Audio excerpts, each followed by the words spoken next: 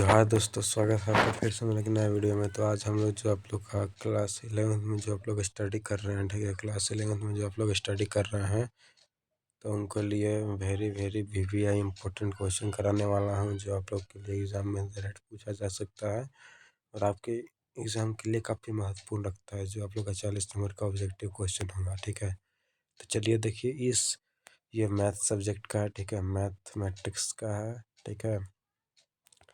ये previous year question है। तो चलिए, यहाँ पर आप लोग का कुछ नोटिफिकेशंस रहता है पढ़ने के लिए। उसके बाद देखिए डायरेक्ट क्वेश्चन आएंगे। देखिए सेट, पहले सेट से ही पूछा है, ठीक है, क्योंकि आपका फर्स्ट चैप्टर सेट ही है ना, इसलिए सबसे पहले सेट से ही पूछ लिया है क्वेश्चन। देखिए क्या बोल रहा है, सेट इज डिफाइंड अज, तो इसका राइट आंसर हो जाएगा ऑप्शन नंबर बी, ठीक है, well defined collection of objects. चलिए आगे देखते हैं हम लोग। अब हिंदी वाले हिंदी में देख लीजिए आप लोग, ठीक है, समझिए।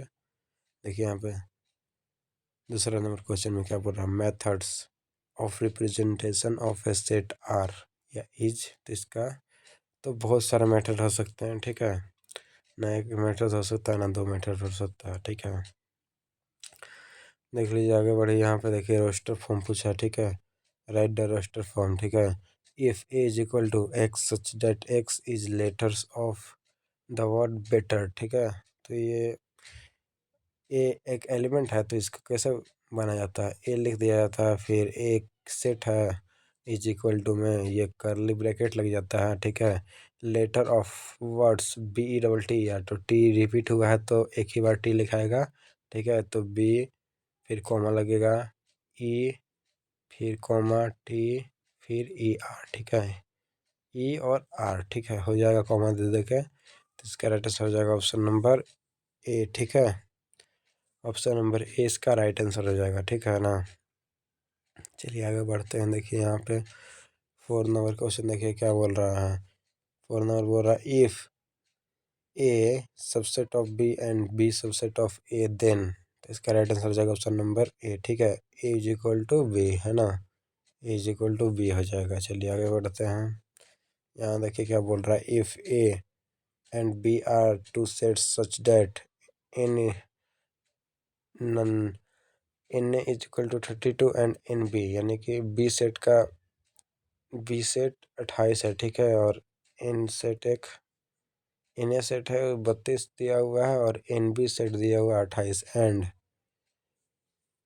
N A inter A union B दिया हुआ है 50, ठीक है। तो हम लोग से पूछा है, आप लोग से इंटरसेक्शन पूछा है ना, इंटरसेक्शन पूछा यानी कि जो इन दोनों में नहीं है।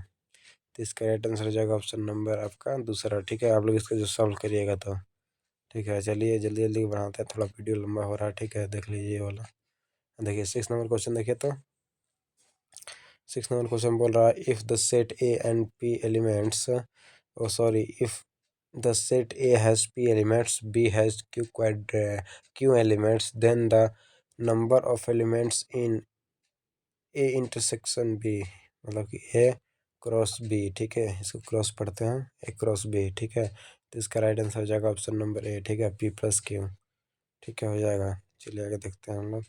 देखिए यहाँ पे 7 नंबर क्या बोल रहा है, if x+1 y-2 is equal to 3,1 then find the value of x and y। तो x+1 इज इक्वल टू 3 हो जाएगा, तो x बराबर हो जाएगा आपका 2, ठीक है, और फिर आपका यहाँ पे y-2 बराबर 1 यानी कि 3 हो जाएगा, ठीक है, ऑप्शन ए राइट आंसर हो जाएगा इसका। चलिए देखिए यहाँ पे 8 number, if F x is equal to 2x-5 then find f7। इसका राइट आंसर है ऑप्शन नंबर तीसरा 9, ठीक है। आगे देखिए the domain and range, oh sorry range नहीं पूछा है, डोमेन पूछ दिया। Find the dome of the real function f(x) √x-2। तो इसका राइट आंसर हो जाएगा ऑप्शन नंबर 2, ये ओपन ब्रैकेट 2 और कॉमा इन्फिनिटी तक जाएगा और ये क्लोज्ड ब्रैकेट, ठीक है, इसका राइट आंसर हो जाएगा। चलिए यहाँ देखिए 10 नंबर क्वेश्चन देखिए। 10 नंबर बोल रहा है इफ a इंटू बी, ठीक है, तो ये आपका दे दिया ए क्रॉस बी दे दिया है आपका ये, ठीक है, देन फाइंड सेट बी को फाइंड, यानी कि ए बिलोंग करेगा फर्स्ट एलिमेंट से और बी बिलोंग करेगा सेकेंड एलिमेंट से, यानी क्यू आर दिया हुआ तो रिपीट तो होता नहीं है, यानी कि क्यू आर हो जाएगा, है ना इसका राइट आंसर। यानी देख लीजिए ना, ए है और बी है, ठीक है। तो ए जो सेट है ना, इसका एक दिया हुआ है पी और क्यू, ठीक है।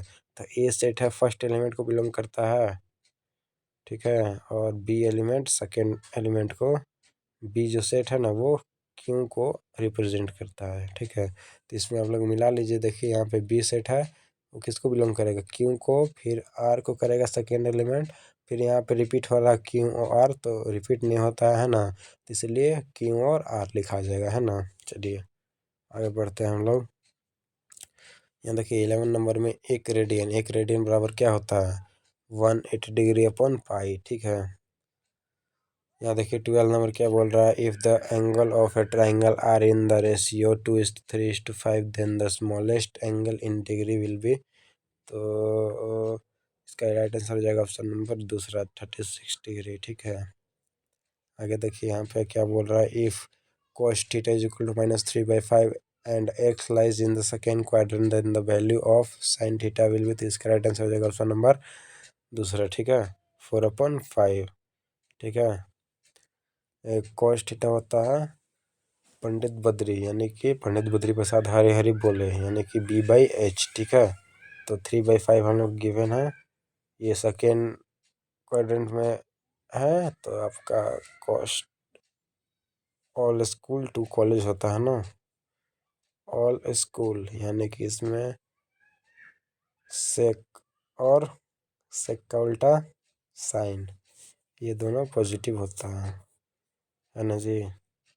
देखिएगा आप लोग फाइंड करके देखिए, यहाँ पर शायद फाइंड किया हुआ है, कोई फाइंड किया है, देख लीजिएगा आप लोग, वीडियो लंबा हो जाएगा मैं फाइंड करने लगूंगा। तो यहाँ देखिए 14 नंबर में साइन 765 डिग्री है, तो बहुत आसान है जी, इसका राइट आंसर हो जाएगा ऑप्शन नंबर तीसरा, 1/√2, ठीक है ना। चलिए आगे बढ़ते हैं हम लोग। देखिए यहाँ पे cos 10 degree plus sine 10 degree, cos 10 degree minus sine 10 degree, इसका राइट आंसर हो जाएगा ऑप्शन नंबर आपका, इसका हो जाएगा आपका ऑप्शन नंबर ए, ठीक है। चलिए आगे देखते हैं हम लोग। इसका देखिए साइन 20 डिग्री, इसका राइट आंसर होगा ऑप्शन नंबर तीसरा, ठीक है। यहाँ देखिए क्या बोल रहा है, the principal solution of sine X is equal to √3/2 will be. तो इसका राइट आंसर हो जाएगा ऑप्शन नंबर आपका पहला, ठीक है। पहला होगा ना जी, हाँ पहला हो जाएगा। चलिए देखिए general solution of sine X is equal to 0 will be, तो n पाई हो जाएगा, ठीक है। देखिए जनरल सोल्यूशन पूछ दिया है, sine square theta is equal to sine square alpha will be, तो इसका हो जाएगा n पाई प्लस अल्फा, ठीक है।